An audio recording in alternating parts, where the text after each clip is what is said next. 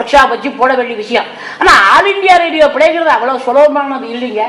ஒரு தடவை சிவாஜி கணேசனே சொல்லிருக்கிறார், என்னால வானொலி நாடகத்துல நடிக்கிறதுங்கிறது ரொம்ப முடியாத விஷயம். ஏன்னா அதுல குரலை மாத்தி மாடுலேஷன் ஆஃப் வாய்ஸ் கொடுக்கறது இருக்கு. மாடுலேஷன் ஆஃப் வாய்ஸ்ல தான் அந்த வானொலி நாடகங்கள் இருக்கு. சாதாரண என்ன மாதிரி ஒல்லியா இருக்கிறவன் கம்சனா நடிக்கலாம் ஆல் இந்தியா ரேடியோல. ஆனா இதுல சினிமால அப்படி முடியாத. அதுல விஷுவல் இம்பாக்ட் ரொம்ப கரெக்டா இருக்கட்டும். எவ்வளவுதான் சிரம பிரமாதமா சிவாஜி கணேசன் நடித்தாலும் ஸ்ரீவள்ளியில மக்கள் அவரை ஏற்றுக்கொள்ள தயாரில்லை. ஏன்னா அந்த உடம்பு அவ்வளவு பெருசா போச்சு. முருகன்னா ஒல்லியா இருக்கணும் அப்படிங்கிற ஒரு கான்செப்ட்ல தான் அவங்க அன்றைக்கு இருந்திருக்கிறார்கள். இப்ப நான் என்ன சொல்றேன் கேட்டீங்கன்னா, அவரு சி.வி. கோபால் சொன்ன ஒரு பாயிண்ட் நாம வச்சுக்கோம். நம்ம நாட்டு மக்கள் அந்த காலத்துல அவ்வளவு கல்வி அறிவுடையவர்களாக இருந்தார்கள் என்று சொல்ல முடியாது. இப்ப அவங்களுக்கு ஏற்றாற் போல வசனத்தையும் பாட்டையும் நாட்டியத்தையும் நடனத்தையும் கொடுத்தாதான் அவங்களுக்கு அந்த பாட்டு போய் சேரும், அந்த செய்தி போய் சேரும். கூடி வாழ்கின்ற இயல்பை நாம கொடுக்கணும்னு சொன்னா you must live together, you must develop gregarious இன்ஸ்டிங்க்ட்னு இங்கிலீஷ்காரனுக்கு தான் புரியும். ஆனா ஆகாரம் உன்னை எல்லோரும் ஒன்றாக அன்போடு ஓடிவாங்க, அந்த அனுபவ பொருள் விளங்க காக்கையா அண்ணாவன் எங்கள் அழகான வாயால் பண்ணாகப்படுறீங்க என்று சொல்லுகின்ற பொழுது அதுல எவ்வளவு நீங்க சொல்றாங்களே அந்த எப்பேற்பட்ட அந்த சினிமேட்டிக் கையும் சொன்னாலும் சரி, டிராமட்டிக் பிரசன்டேஷன் என்று சொன்னாலும் சரி, அல்லது விஷுவலைசேஷன் என்று சொன்னாலும் சரி, அல்லது இந்த அப்டிராக்ட் பிலிம் என்று சொன்னாலும் சரி, ஆக்சுவல் பிலிம் எந்த பெயரை வைத்து சொன்னாலும் அந்த சிவாஜி கணேசனுடைய அந்த நடிப்பிலும் அந்த சி.ஏ. ஜெயராமனுடைய பாட்டிலும் அந்த டைரக்டர் அதை ஆக்கிய விதத்திலும் இருக்கிறதே. அதனால் அந்த காட்சி அந்த செய்தி மக்களை போய் சென்று செய்தி இருக்கிறதே. இந்த காலகட்டத்தில் ஒரு காலகட்டத்தில் ஒரே புராணம் இதிகாசம் ஆகாசத்துல பிரம்மலோகத்திலையும் வைகுந்தத்திலையும் நடக்கிறதெல்லாம் சொல்லிவிட்டு இந்த மக்களுக்கு வாங்க என்று முதலில் குரல் கொடுத்தவர் அண்ணா அவர்கள்.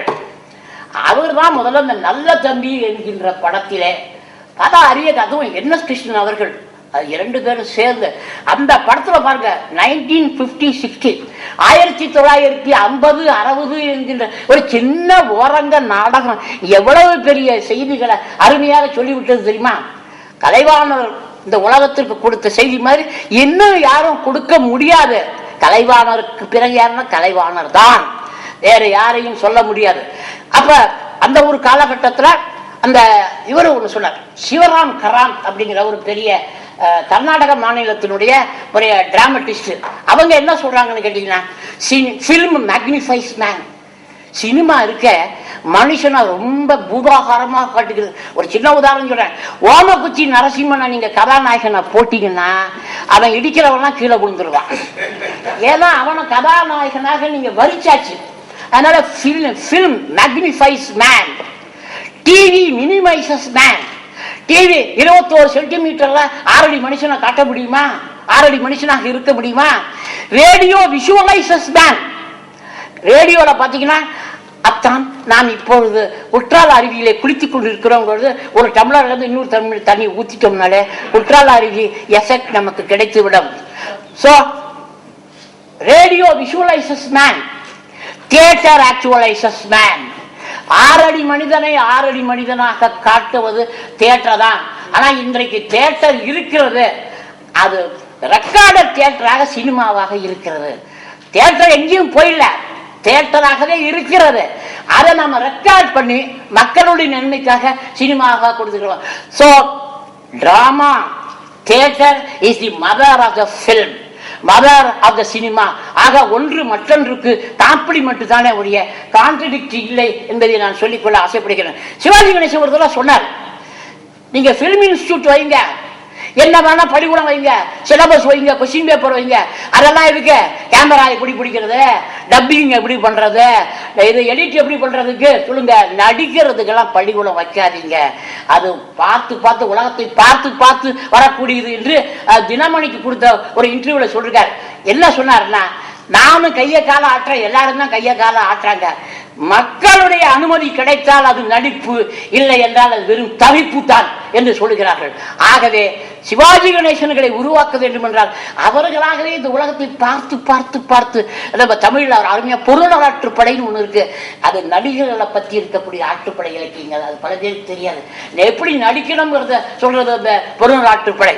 அதற்கு பிறகு பார்த்தீங்கன்னு சொன்னாக்க 1986ங்கிற ஆண்டை இவர் ஏன் எடுத்துக்கிட்டாருன்னு பார்த்தோம்னா, நம்ம பாலு மகேந்திரா கலைஞருடைய பாலைவன ரோஜாக்கள் 1986 வந்தது. அது 86க்கு முன்னாடி இருக்கிற படம்ங்கிறத இப்ப கலைஞருடைய பாலைவன ரோஜாக்கள் முழுக்க முழுக்க சினிமாட்டிக் கையோடு இருக்குதுங்கிறத மனதில் கொண்டுதான் பாலு மகேந்திரா நன்றாக சொல்லியிருக்கிறார். அவர் ஒரு பெரிய மேதை என்பதில் ஒண்ணு கருத்து இல்லை. ஆனா அவர் படத்தை பார்த்த பாரம்பரியர்கள் பல பேர் என்ன செய்யறான்னு புரியலன்னு என்கிட்ட சொல்லிருக்காங்க. இந்த கடைசி நேரத்துல இந்த கமலஹாசன் இப்படி ஆடுறாரு, அது பல பேருக்கு மெலோ டிராமாங்கிற கான்செப்டே பல பேருக்கு புரியல. அந்த மெலோ டிராமாவை எடுக்கிறதுங்கிறது எவ்வளவு பெரிய விஷயம் தெரியுமா? அதனால அதுக்கு ஒரு வல்லமை தேவை, அதுக்கு ஒரு பயிற்சி தேவை. பயிற்சி கொடுக்காமல் நீங்கள் திரைப்படத்தை அனுபவிக்கிறதுங்கிறது முடியாது. பாலச்சந்தர் ஒரு தடவை சொன்ன, ஏன் கமர்ஷியல் பிலிமா பண்ண வேண்டியிருக்குன்னு சொன்னா, காசு கொடுத்தும் கூட நாம நல்லதை சொல்ல வேண்டியிருக்கு. ஏன்னா அது ஒரு பெரிய முதலாளி, அதுக்கு தீனி போட வேண்டியிருக்கு. எவ்வளவு குறைச்சி பாலைவனத்தை காட்டினோம்னா மேலை நாட்டில் பாலைவனத்துக்கே போடுவான். இங்க 4 லாரி மண்ணதான் அடிக்க முடியுது. பாலைவனத்துக்கு போகக்கூடிய அளவுக்கு கையில காசு இல்லை. we have to be a bit commercial also. ஒரு சின்ன லைனை வச்சு படம் எடுத்துட்டான் பாலைவனத்தை எக்ஸ்பிளைன் பண்றதுக்கு. Sand, still sand, only sand, sand and sand alone, அவ்வளவுதான் பாலைவனத்தை முடிச்சுட்டான். நம்ம அதுல அப்படி முடியுமா? ஒரு டூயட் இருக்கணும், ஒரு ஃபைட் இருக்கணும், ஒரு காமெடி இருக்கணும். இப்படி இந்த மிர்ச்சி மசாலா போட்டாலும் அப்ப நம்ம பீப்புள்கிட்ட ஃபிலிம் அப்ரிசியேஷன்னா என்னங்கிறத அவங்க கிட்ட கொண்டு போய் காட்ட வேண்டிய ஒரு காலகட்டத்தில் இருக்கும். கிரீஷ் கர்னாட் பிலிம் இன்ஸ்டியூட்ல ரொம்ப நாளா டைரக்டரா இருந்து, பிரின்சிபலா இருந்து, டீனா இருந்து, அவர் என்ன சொல்றாருன்னு கேட்டா, உண்மையான தியேட்டரை தான் வாழ வைக்கும். தியேட்டர் ஒழிச்சு விடாதீங்க. தியேட்டர் இல்லையே சினிமா இல்லை. ஒண்ணு தெரியுமா? சினிமால டிராமால காட்ட முடியாது, சினிமால காட்டலாம். க்ளோஸ் அப் டிராமால அவ்வளவு சிரமம். அதுக்கப்புறம் அது ஃபாஸ்ட் மூவிங் காட்டுறாங்க, அது கஷ்டம். அதுக்கப்புறம் ஸ்லோ மோஷன் உள்ள ஓடி வர்ற மாதிரி காட்டுறத இந்த விஷுவல் இமேஜஸ் என்று சொல்கிறார்கள். ஒண்ணு தெரியுமா? ஒரு சோசியல் எஜுகேஷன்ல எனக்கு நல்லா ஞாபகம் இருக்குங்க. தங்க பதக்கம் சிவாஜி கணேசனுடைய தங்க பத்த படத்துக்கு போலீஸ்காரன் அத்தனை பேர் அசந்து போட்டான். அவன் குடும்பத்தை காப்பாற்றணும், குடும்பம்னு ஒண்ணு இருக்குங்கிறத நான் தங்க பதக்கம் பார்த்துதான் தெரிஞ்சுக்கணும். போலீஸ்காரன் அத்தனை பேரும் சொன்னான். அப்ப சோசியல் வேல்யூ இருக்கா இல்லையா? டெஃபினிஷன் ஆஃப் எஜுகேஷன் என்ன தெரியுமா? லுக், லிசன் அண்ட் லேர்ன் என்று சொல்வார்கள். பாரு, ஃபாதர் கிறிஸ்டலாஜி என்ன சொல்றார்? 1000 வார்த்தைகளை சொல்வதை விட ஆப்பிளை பத்தி 1000 சொற்களை சொல்வதை விட ஒரு ஆப்பிளை மேல கொண்டு வையா, அது சரியா? விஷுவல் இம்பாக்ட், அதான் எஜுகேஷன் சொல்றாங்க. இன்னைக்கு எஜுகேஷன் எப்படி போயிருக்குன்னா, என்டர்டெயின்மெண்ட் வழியா தான் எஜுகேஷனை கொள்ளக்கூடிய காலகட்டம் வந்து விட்டது. ஆகவே அந்த மீடியத்தை நாம் பவர்ஃபுல்லாக யூஸ் பண்ணிக்கொண்டு எஜுகேஷனல் டெக்னாலஜியை வைத்துக் கொண்டு திரைப்பட உத்தியை மக்களுக்கு நன்றாக புரிய வைக்க முடியும் என்பதை நான் பணிவாக சொல்லிக் கொடுக்கிறேன். ஒன்னு சொல்லுங்க, சில பேர் யார்? கமலஹாசன். அவ மெக்காலே கல்கின் மாதிரி சின்ன வயசுலேருந்து சினிமா துறையில இருக்க இன்னைக்கு உலக அளவுக்கு பேசப்படுகின்ற அளவுக்கு கமலஹாசன் தன்னுடைய இமேஜை உயர்த்தியிருக்கிறார். AR ரஹ்மான் 25 பிலிம்ஃபேர் அவார்டு வாங்கியிருக்கிறார். கமலஹாசன் 19 அவார்டு. அத்தனை பெரும்பாலும் தமிழ் படத்துக்காக, அதுவும் அபூர்வ